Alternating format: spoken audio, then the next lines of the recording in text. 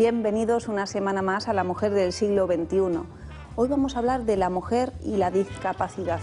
Alrededor de un 10% de la población andaluza tiene alguna discapacidad y de ello un 54% son mujeres.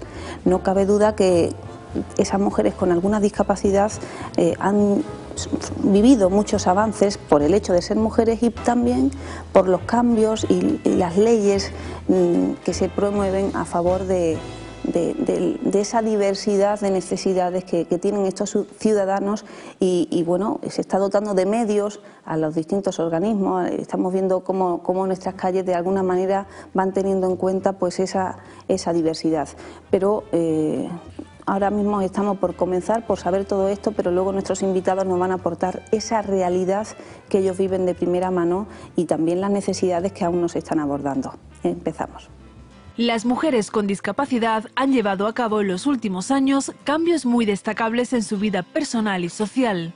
No solo se ha transformado la atención institucional y asistencial, la familia y la propia mujer abordan la discapacidad de un modo diferente. Cada vez son más visibles en los espacios públicos y en los ámbitos formativo y laboral. Las mujeres con discapacidad son un colectivo diverso, pero comparten una serie de circunstancias. Han sido un colectivo de ciudadanas invisibles, aunque en el mundo existan alrededor de 250 millones de mujeres con discapacidad. Los estereotipos y prejuicios sociales presentan una imagen estigmatizada de la discapacidad.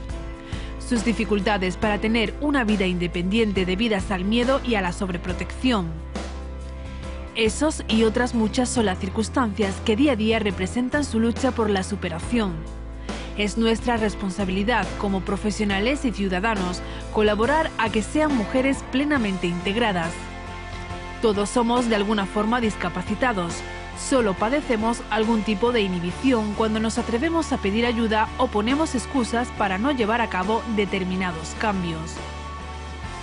Hoy, en La Mujer del siglo XXI, las protagonistas serán las mujeres que no se dejan limitar por su discapacidad y trabajan para un día a día mejor.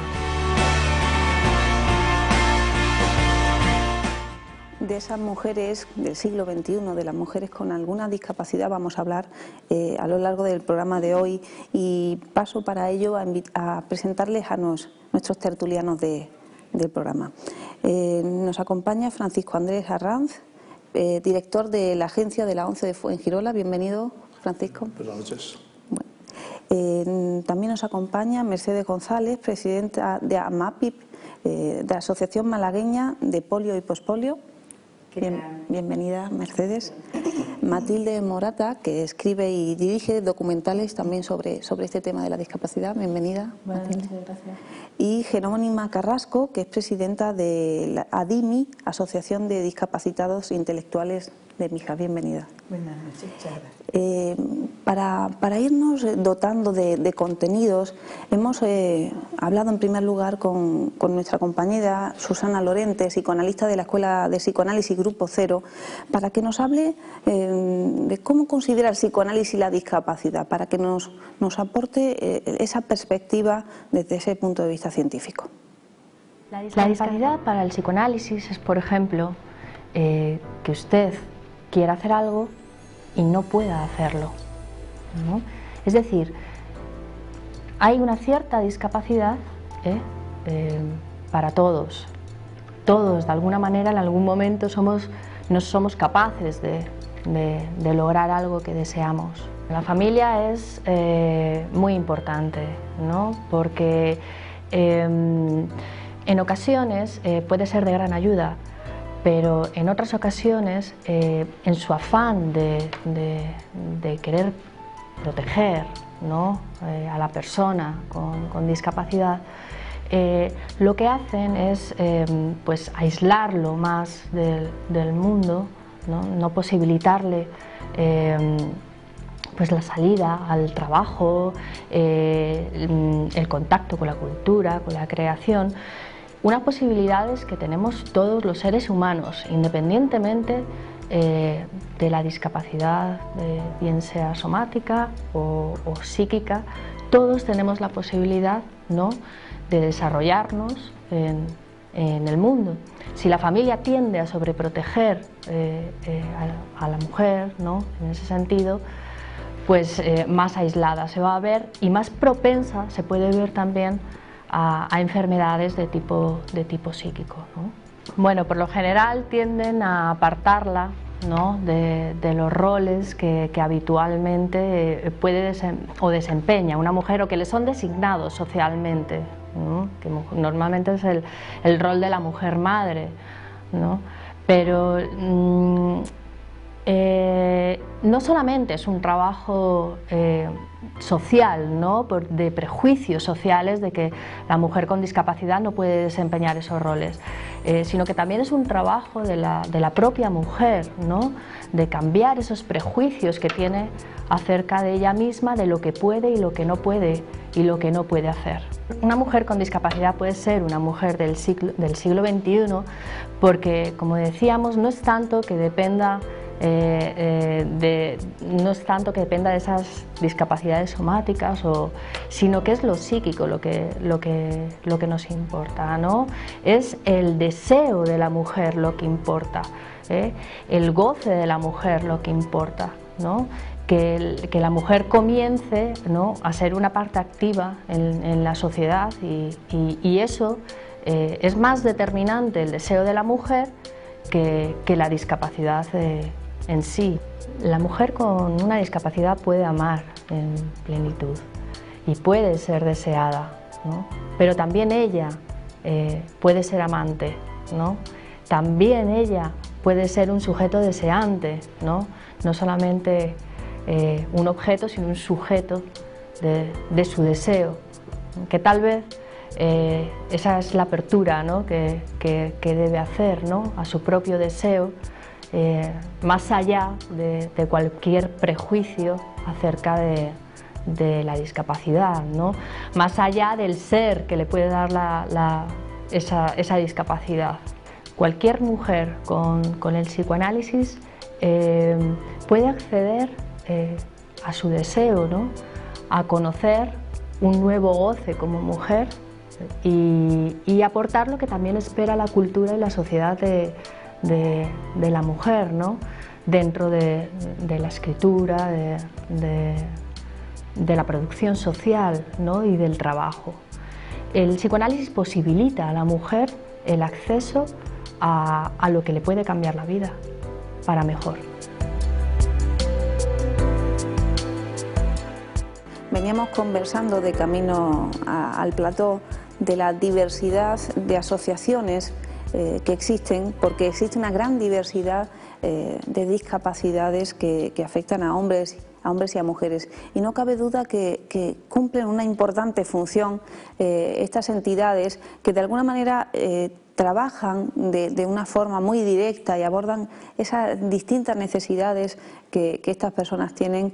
Y bueno, tenemos aquí a varios representantes de las asociaciones, como Mercedes, como Jerónima, como Francisco Andrés, y queremos que nos vayan a contar a lo largo de los siguientes minutos pues qué necesidades presentan y bueno, y de alguna medida qué cosas han cambiado en la vida de estas mujeres, en su participación social, que como en cada programa estamos viendo, pues ya no se quedan tranquilitas en la vida doméstica, sino que por el contrario quieren salir y quieren trabajar, desarrollarse profesionalmente, quieren amar, como bien decía Susana, pueden amar con plenitud, de una forma muy activa.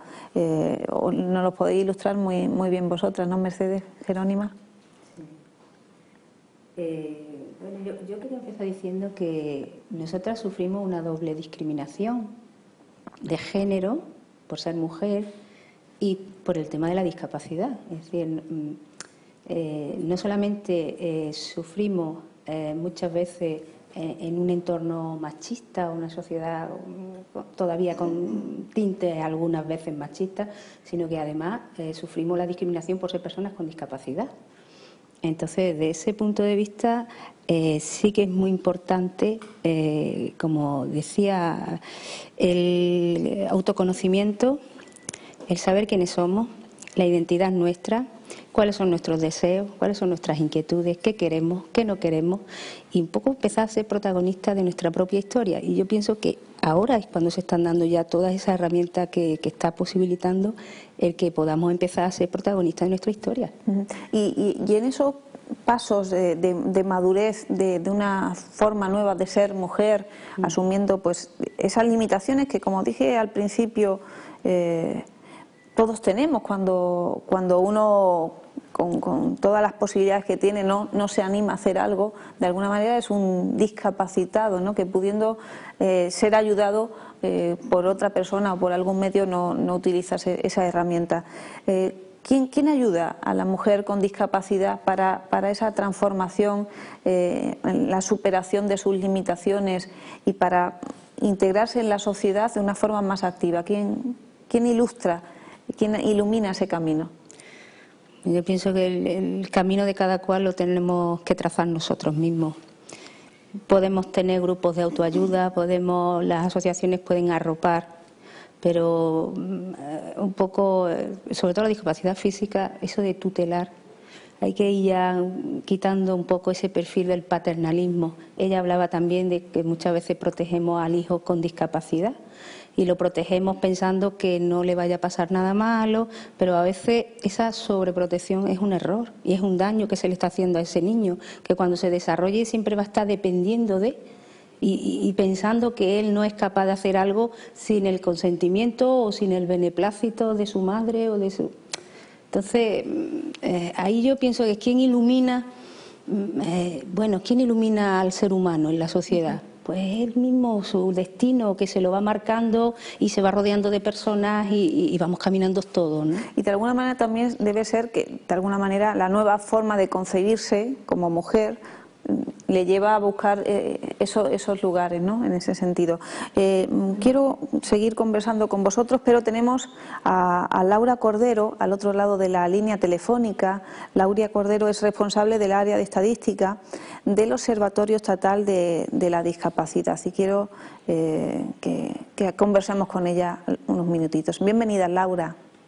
Hola, buenas noches a todos. Muchas gracias por aceptar la invitación y estar en este programa tan especial en el que vamos a conocer pues la valía para la sociedad de estas personas.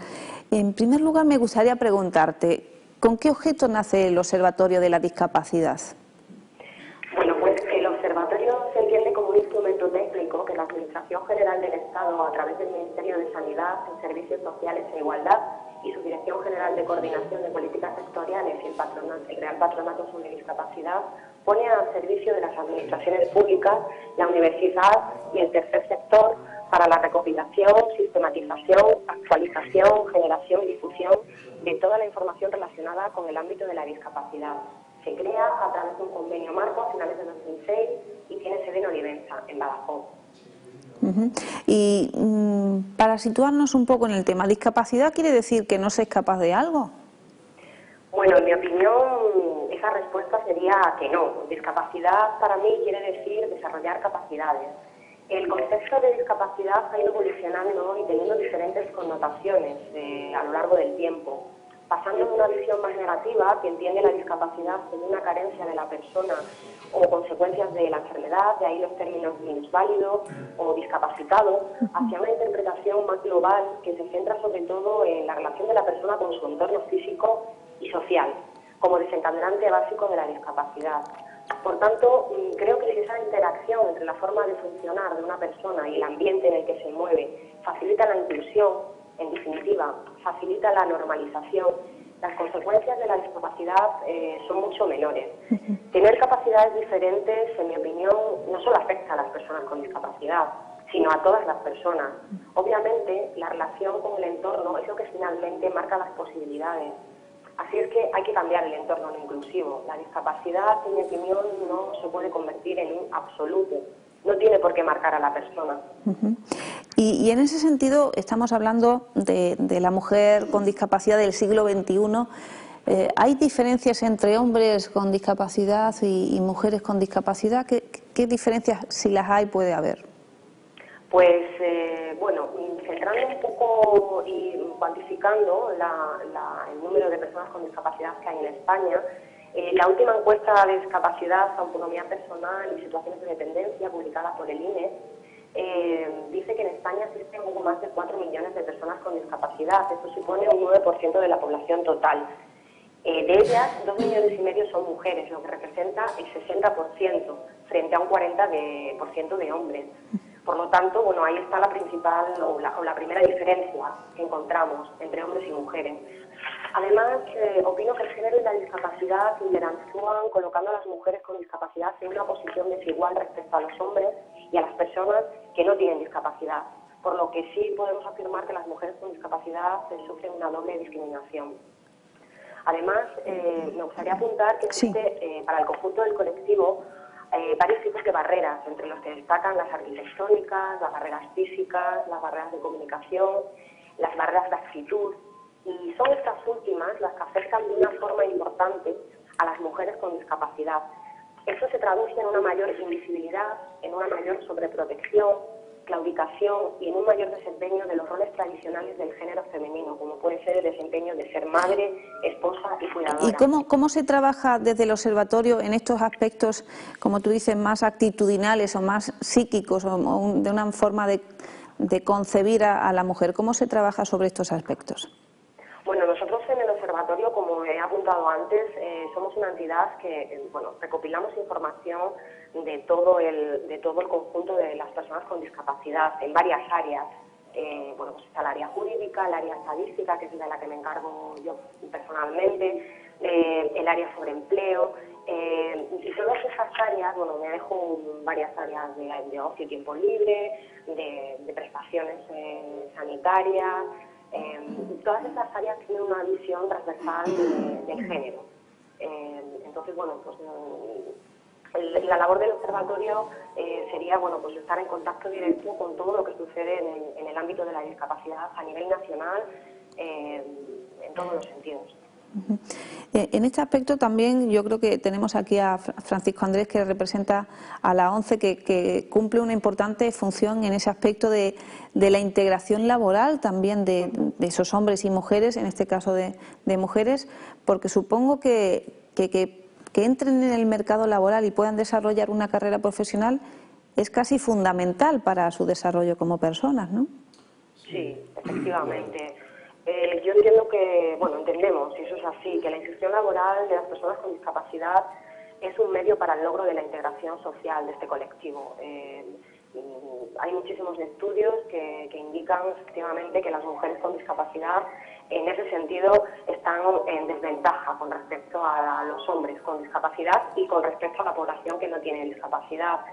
Cuantificando un poco la situación en el mercado laboral de las personas con discapacidad, esta última semana el INE ha publicado una operación estadística que nos muestra un poco cuál es la situación, ¿no?, de las personas con discapacidad en el empleo, y las cifras hablan por sí solas. La tasa de actividad para las personas con discapacidad es bastante inferior, estamos hablando de 40 puntos inferiores a la de la población con discapacidad, y en el caso de las mujeres con discapacidad tienen menor tasa que los hombres con discapacidad y que las mujeres sin discapacidad. Esto también se ve, tiene una repercusión en la tasa de paro, que es una mayor tasa de paro femenino con discapacidad frente a la de los hombres con discapacidad y las mujeres sin discapacidad. Es decir, que queda mucho trecho por delante, ¿no?, para modificar muchas cosas, muchas políticas y como bien decía, muchos aspectos también del propio psiquismo, de la propia forma de concebir aún a estas personas con algún tipo de limitación en su desempeño. Muchísimas gracias, Laura, por estar aquí acompañándonos, por realizar el trabajo que estáis llevando a cabo y esperamos poder tener otra oportunidad de seguir conversando contigo. Muy bien, muchísimas gracias a vosotros por la invitación. Un saludo. Gracias, un saludo. Francisco Andrés, antes te dejé un poquito, te remitía a vuestra función y estábamos hablando con Laura. En ese sentido, la Fundación ONCE hace un papel muy importante en la integración laboral. Sí. Laura lo ha dejado, creo que ha dejado el listón bien claro, Porque cuando hablamos de discapacidad, antes hacías mención, ¿verdad?, un poco al tema, cuando decías si entre el hombre y la mujer, ¿no?, en el tema de discapacidad. Fijaros, cuando hablamos de discapacidad, si ya en la vida real, ¿no?, en el mundo real, hablamos personas con no discapacidad, entre comillas, ¿no? Hay todavía unas barreras importantes para poder hablar de integración, ¿no?, en ambos sentidos. Ya no hablamos de integración laboral, sino todavía, ¿por qué no? Y aunque estamos en pleno siglo XXI, cuando se habla de discapacidad, pues se sigue hablando de utopía, ¿no? Nosotros, pues por suerte, pues gracias a ese observatorio, ¿no?, tenemos cada vez más, avanzando más desde el Consejo General de la ONCE por esa integración, ¿no?, por esa integración. Nosotros dentro de, a la hora de crear un puesto de trabajo, el que haya una persona capacitada, preparada, en este caso hablamos de mujer, pues realmente podemos sí decir que hablar de igualdad, hablar de la misma equiparación en un puesto mientras se está preparado, el poder integrar totalmente, no solamente a nivel de ese Consejo General, el tener personas, ¿no?, en este caso mujeres dentro de organismos como es en Bruselas. En definitiva, creo que qué mejor manera de luchar por la integración que dándole esa oportunidad que quizás fuera de este mundo, de esta discapacidad, todavía cuesta mucho, ¿no? Cuesta mucho, quizás. Sí, nosotros, bueno, pues gracias, ¿no?, a la labor social, gracias al apoyo incondicional que recibimos de la sociedad en general, pues con ese día a día, esas aportaciones día a día en la venta del cupón, pues podemos seguir trabajando, podemos seguir haciendo posible pues que ese tipo de cosas se hagan realidad, ¿no?, que dejen de ser una utopía, porque en definitiva hablamos de mujer, hablamos de hombre, hablamos de integración laboral, hablamos de integración dentro de la sociedad. Cada vez es más fácil, cada vez es mejor, pero cada vez hay que seguir trabajando más, eliminando barreras para poder conseguirlo, ¿no? Y es que existen muchos tipos de discapacidad, ¿no?, la orgánica, intelectual, física. En este sentido, desde el punto de vista de la discapacidad intelectual, nos puedes hablar, ¿no, Jerónimo? Yo pienso que nosotros lo tenemos muchísimo más difícil, porque no solamente son discapacitados, sino también intelectuales.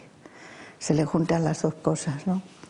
Entonces, para ellas los tratamos muchas veces la sociedad y, en fin, la familia y nosotros mismos ahí en la asociación.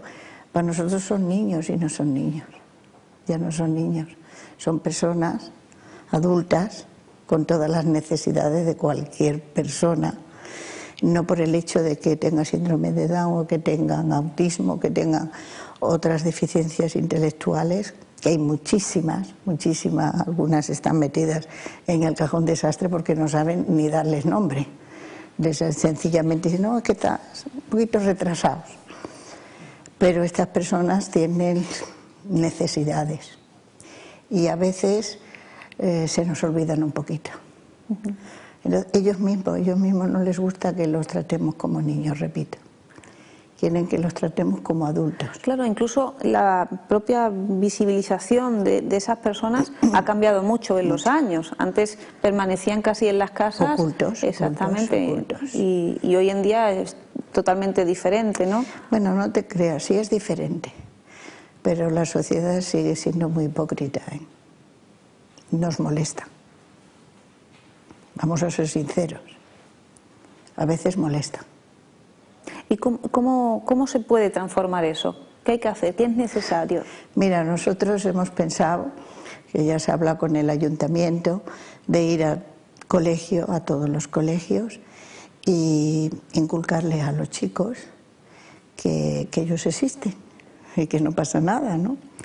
Yo te digo, una vez me tuve que con ciertas personas y les hablé del autismo, ¿no? Y decía, mira, ni la normalidad se pega, pero ni el autismo tampoco. Y hay mucha gente que, no sé, porque o que no tienen conocimiento, o porque a lo mejor ellos, algunos físicamente, pues tienen su deterioro, ¿no? Y la gente lo rechaza. Vamos a ser sinceros, hay rechazo. En la actualidad, en el siglo XXI. Hay que ser sinceros y decir la verdad. Y eso a las familias les duele en el alma. Claro. Bueno, a la familia y a los profesionales que también trabajan con estas personas que claro, están muy sensibilizadas. A través de los colegios yo pienso que es lo mejor, en la educación de los colegios, de que los chicos los vean como personas normales, ¿no? Gracias a Dios ya hay cada vez más clases de autismos integradas en los colegios normales, otros tipos de anomalías también se han integrado. Pero esa integración es entre comillas, porque a la hora de la verdad... Queda mucho, sí. Exacto, a la hora de la verdad, los niños en la hora del recreo, por mucho que nos quieran decir de mucha integración, están solos. Están solos. Me gustaría preguntarle a Matilde, que ha grabado un corto documental sobre las mujeres con discapacidad al respecto de la sexualidad. En primer lugar, mi curiosidad es cómo has llegado a elegir esta temática, cómo has llegado a ella y bueno, y cómo es esa experiencia, qué conclusiones podemos extraer de ahí. Pues yo en principio me planteé hacer un tema, trabajar la discapacidad, porque yo me vi en una experiencia muy seria y a lo largo de una serie de años pues con un problema, con una limitación grande, con una necrosis de cabeza de fémur, que a lo largo durante 5 o 6 años recientes de mi vida me ha llevado a unas limitaciones enormes. Digamos que el tema me encontró a mí, el tema de la discapacidad me encontró a mí, ¿no? Entonces llega un momento en que cuando cualquier movimiento en tu vida cotidiana te supone tanto dolor, o te duele la rodilla, te duele la cadera, te duele la espalda, cervicales, qué horror. Aprendes a convivir con mucho rechazo, pero a convivir con ese dolor porque está ahí presente de una manera sostenida y cotidiana. Y llega un momento que la única forma que, por lo menos que yo encontré para acercarme a ese dolor y que fuera terapéutico para mí, fue a través de un proyecto creativo, ¿no? Entonces por eso me planteé hacer algo de discapacidad, ¿no? Porque necesitaba hacer una inmersión dentro de ese mundo, porque yo evidentemente lo vivía lleno con muchísimo rechazo, ¿no? Como la mayoría, la población general, ¿no? Y sin embargo me veía con una limitación enorme, o sea, estas cosas que nunca te has planteado jamás, de ir a la nevera a coger un yogur y resulta que eso era... Empezaba a ver cómo lo hago, o sea, tengo que hacer una estrategia de movimiento para conseguir el yogur, ahora abro la puerta, hago un giro de 45 grados, me muevo así ligeramente. Las cosas más fáciles se hacen casi imposibles. Y lo coges, casi como en el cine, tiene que tener un inicio, un desarrollo y un desenlace, ¿no? O sea, el simple gesto de coger un yogur. Entonces, como eso, todo, ¿no? Claro, eso durante varios años, pues la verdad es que... llega un momento que dice, bueno, voy a aceptar esto, ¿no? Y bueno, afortunadamente ahora, gracias a la cirugía, estoy muy bien, ¿no? Pero han sido unos años muy difíciles para mí en ese sentido y digo, bueno, pues necesitaba terapéuticamente acercarme a eso, ¿no? Y mi manera más eficaz, pues a través de la creatividad. La literatura no lo sé, el cine sí, ¿no? Y bueno, pues para mí ha sido una experiencia enormemente interesante, porque fue aterrizar en esa realidad y abordar un tema que a mí, bueno, me hubiera gustado trabajar cualquier tema, pero especialmente la sexualidad. ¿Por qué la sexualidad? Porque es de los temas más ocultos, porque está más invisibilizado que otros, porque hay unas diferencias abrumadoras entre la sexualidad de un hombre con discapacidad y la de una mujer con discapacidad, ¿no? Cuando un hombre con discapacidad quiere tener relaciones sexuales, tiene a todo el entorno alrededor, tiene todo ese entramado social dispuesto a facilitar esa relación sexual. Tuvimos aquí hace unas semanas a Montse Neira, que es una prostituta que trabaja mucho en los medios de comunicación, que escribe, que es muy activa en blogs y en congresos, y que justamente también trabaja el aspecto afectivo sexual con personas con alguna discapacidad, y nos hablaba justamente eso que estás comentando, ¿no? De primera mano, de esa experiencia de cómo ante los chicos se les facilita de alguna manera esa salida y a las chicas la verdad No, a las chicas se las considera directamente asexuales y punto, ¿no? Esto ya entramos en los hombres. ¿Por qué a los hombres sí? Pues porque la sociedad les reconoce ese derecho. A las mujeres no se les reconoce el derecho porque incumplen criterios de género. O sea, vivimos en un esquema, en un modelo que es androcéntrico y entonces las mujeres con discapacidad incumplen esos criterios. Para tener una sexualidad, digamos, normal, pues tiene que poder ejercer ese rol de cuidadora, ¿no? Y entonces, pues la verdad es que quedan completamente rechazadas, ¿no? En cuanto a esa tiranía del canon de belleza, del canon que nos dice quién puede tener relaciones sexuales. Y en el contexto europeo, pues a lo mejor sería pues una mujer blanca, bueno, blanca ahora con la mezcla racial, no sé yo, pero sí joven, por supuesto, porque heterosexual, por supuesto, porque otras opciones sexuales también se consideran menores. Por supuesto sin discapacidad, por supuesto joven, por supuesto probablemente blanca, por supuesto heterosexual. Todo muy estereotipado. Por supuesto, y ya está, y parece que esa es la correcta, ¿no? Y las demás pues no existen, ¿no? Entonces me parece muy interesante trabajar esto porque te encuentras con muchas cosas en las que no había reflexionado nunca y desde ese punto de vista es enriquecedor ya por sí mismo, ¿no? Y bueno, pues hay muchas cosas en la sexualidad, o sea, este tema desgraciadamente que muchas mujeres y muchas en discapacidad intelectual, pero no solamente en discapacidad intelectual,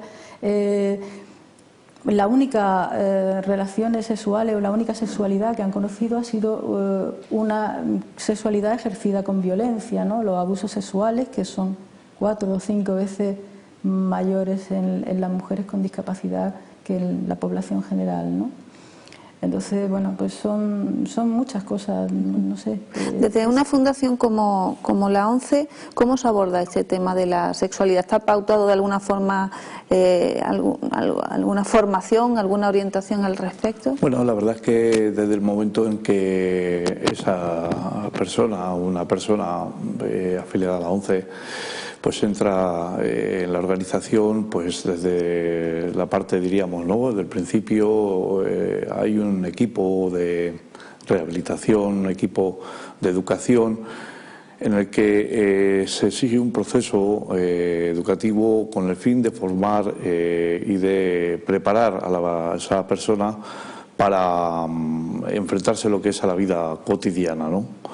En este caso sí es claro que el trabajo conjunto desde bien pequeños con la familia, luego en el proceso educativo con esos profesores de apoyo, se consigue cada vez más se hable de esa integración y de esa educación, ¿no? Hablar de sexualidad como se está hablando ya no es una barrera arquitectónica, diríamos, de comunicación, ¿no? Entre las personas con discapacidad. Sí es claro lo que estamos comentando de que si de por sí, ¿no? Y hablamos y siempre la comparación obvia, ¿no? Fuera del sector de la discapacidad, ¿no? Que parece que todo es muy bonito, que todo es más fácil con esas dificultades que hay, ¿no? Se habla mucho de paridad, ¿verdad? Se habla mucho de paridad cuando realmente hablar de paridad sería un objetivo real, no tener que hablar de ello, ¿no? Que la propia integración dentro de todo tipo de educación, ¿no?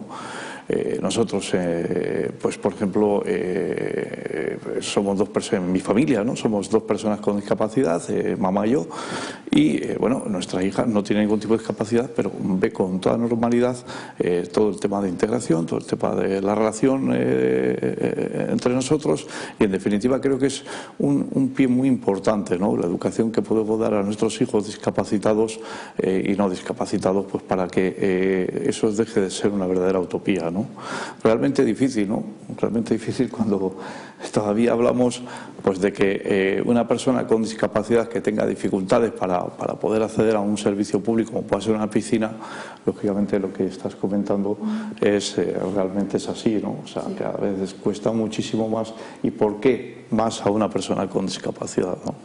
Mercedes, sobre este aspecto, desde la asociación, tu experiencia personal, ¿cómo normalizar eso? ¿Cómo, si ya una mujer sin estas dificultades físicas, pues a veces le cuesta acceder a una libertad moral y sexual que le permita gozar de ese campo de la vida, en el campo de que uno pues a veces necesita cierta orientación o cierta ayuda, ¿cómo se puede afrontar? ¿Cómo se afronta con éxito?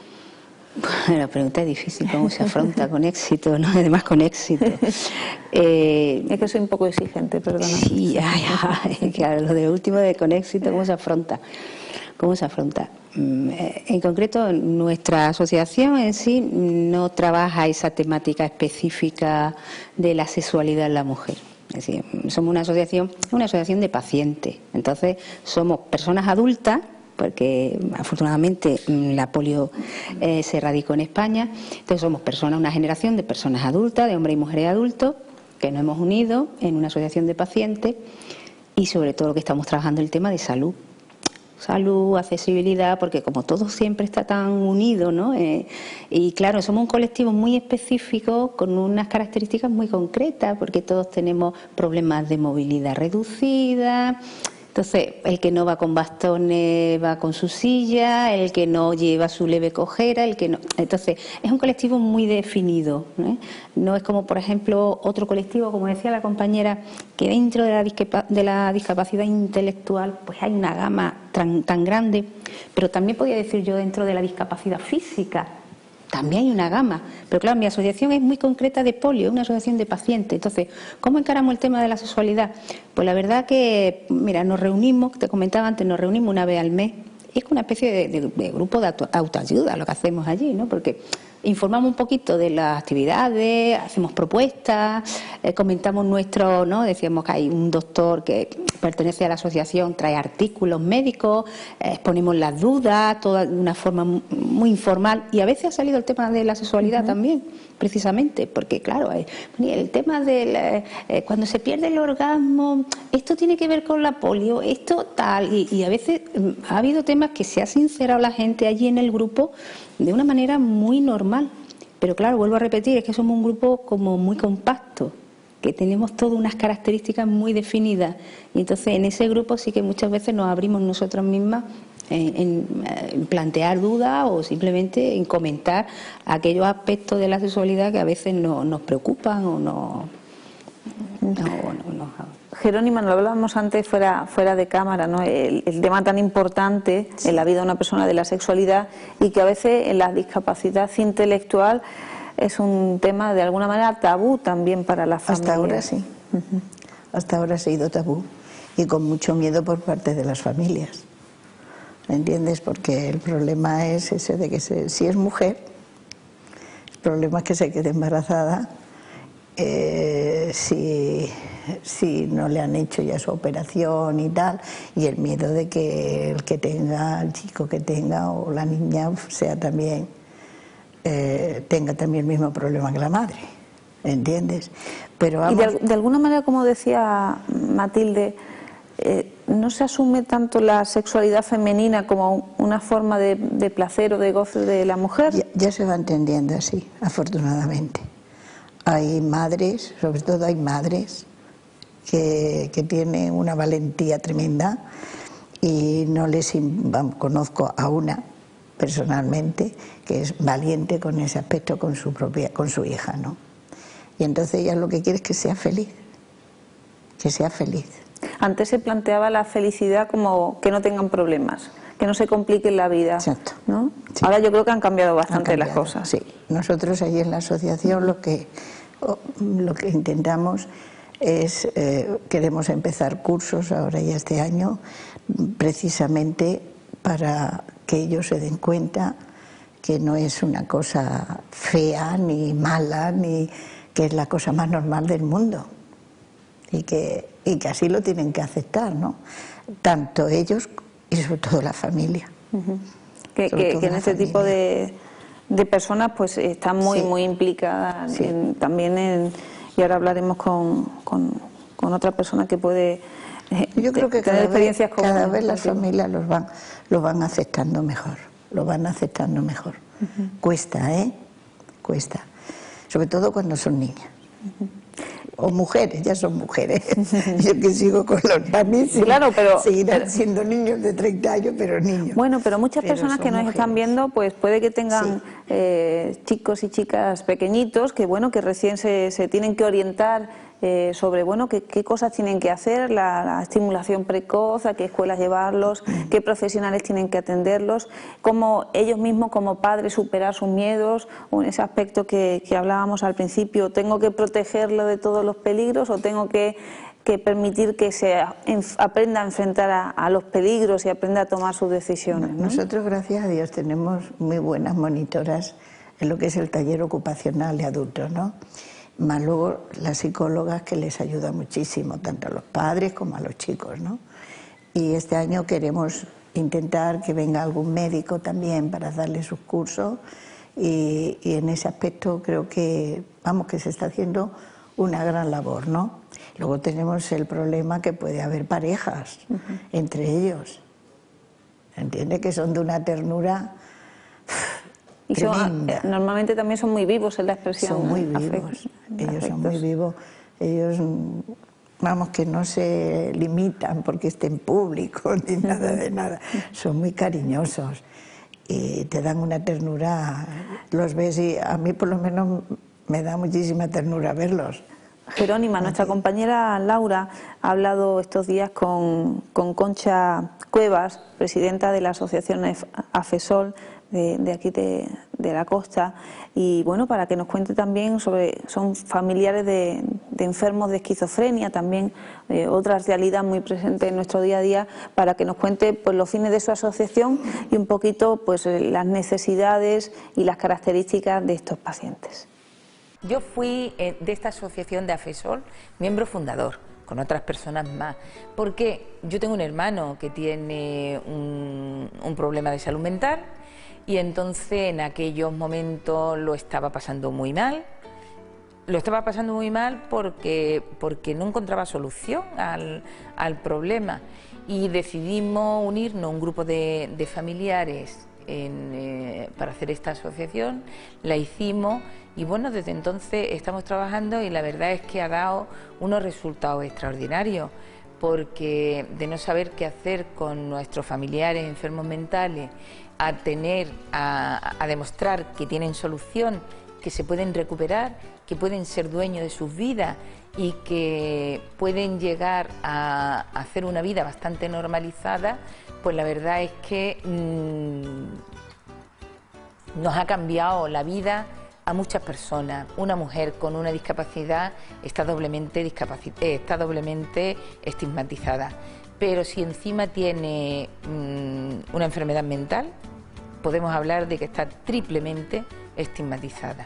Una mujer lo tiene peor en todos los sentidos, La gente es sensible cuando conoce el problema, cuando lo vive en primera persona, pero después el estigma de las personas con discapacidad está ahí en el día a día.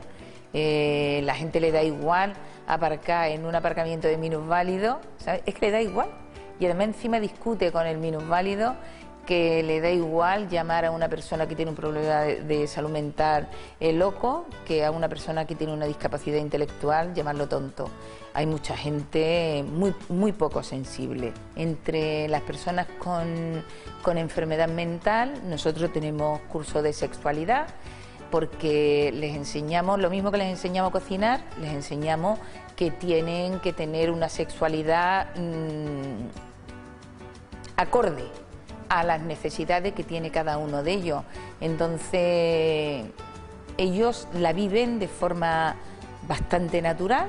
De hecho, tenemos pareja, que entre ellos, ha nacido el amor y están de pareja, otros se han casado, incluso tienen hijos. Lo que pasa es que eso hay que tener especial cuidado, Una mujer que se queda embarazada, por ejemplo, debe dejar de tomar la medicación. Bueno, pues no pasa nada, nosotros lo ingresamos en una comunidad terapéutica donde se le da una mínima medicación, donde se le atiende a ella perfectamente y en el momento en que tiene el hijo volvemos a darle la medicación. Implicamos a la familia, por supuesto, en mantener a ese hijo, y yo te puedo asegurar que yo tengo matrimonios por ahí que llevan a sus hijos perfectamente. Las personas con discapacidad tienen unos derechos y esos derechos exactamente igual que los podamos tener tú y yo, lo mismo que las obligaciones, también las tenemos, también tienen sus obligaciones. Entonces hay que adaptar las leyes a la Convención de la ONU, porque es que hay mucha gente incapacitada sin necesidad de estar incapacitada. A lo mejor hay una persona que no puede manejar el dinero, bueno, pues con una curatela hubiera sido suficiente, pero incapacitarla de forma total, esa es la muerte civil de la persona.